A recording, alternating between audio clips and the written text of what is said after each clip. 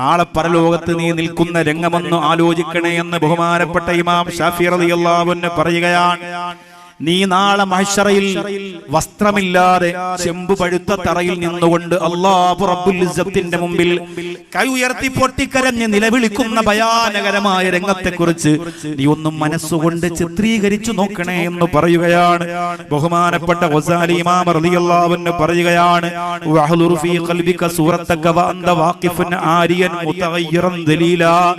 നിന്യനായി വല്ലേ മോശക്കാരനായി വസ്ത്രമൊന്നും ധരിക്കാതെ പൊട്ടിക്കരഞ്ഞുകൊണ്ട് പടച്ചവനിലേക്ക് അല്ലാ അല്ലാ ഈ പാവിയാണ് റബ്ബേ, ഒരു മാർഗവുമില്ല അല്ലാ എന്ന് പറഞ്ഞുകൊണ്ട് പൊട്ടിക്കരഞ്ഞുകൊണ്ട് പടച്ചവന്റെ മുന്നിലേക്ക് കൈനീട്ടി യാചിക്കുന്ന ഒരു അവസ്ഥയെക്കുറിച്ച് നീ മനസ്സിലൊന്ന് ചിലയെന്ന് ഗസാലി ഇമാം റളിയല്ലാഹു തആല അൻഹു പറയാണ്. വയുഹ്ശറു കുല്ലു ശഖ്സിൻ ബി സൂറത്തിഹിൽ മഅനവിയ്യ. ബഹുമാനപ്പെട്ട ഗസാലി ഇമാം റളിയല്ലാഹു അൻഹു പറയുകയാണ്, ഓരോ മനുഷ്യരെയും അവരുടെ ഹൃദയത്തിന്റെ രൂപമനുസരിച്ചിട്ട് കൊണ്ടുവരുന്ന ലോകമാണ് മഹ്ശറ. ഓരോ മനുഷ്യന്റെയും ഹൃദയത്തിന്റെ ഉള്ളിൽ ഓരോ മൃഗങ്ങൾ ഉറങ്ങിക്കിടക്കുന്നുണ്ടത്രേ. അത്യാഗ്രഹമുള്ളവരുടെ ഹൃദയത്തിന്റെ ഉള്ളിൽ ഒരു കാക്ക എന്ന പക്ഷിയുണ്ടാവും.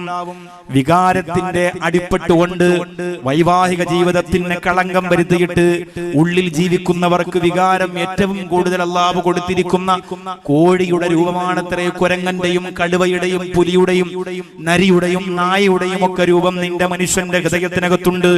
അത് മുഴുവനും പ്രകടമാക്കിയിട്ട് അതുപോലെ തലയുള്ള അതുപോലെ കാലുള്ള ജീവികളായി മൃഗങ്ങളായി മഹ്ശറയിൽ നിങ്ങളെ കൊണ്ടുവരുമെന്ന് പറഞ്ഞില്ലേ?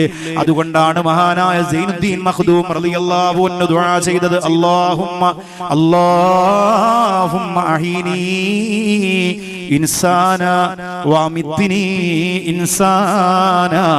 അല്ലാഹുവേ, എന്നെ ഒരു മനുഷ്യനായി ജീവിപ്പിക്കണേ റബ്ബേ, എന്നെ ഒരു മനുഷ്യനാക്കി മരിപ്പിക്കണേ റബ്ബേ.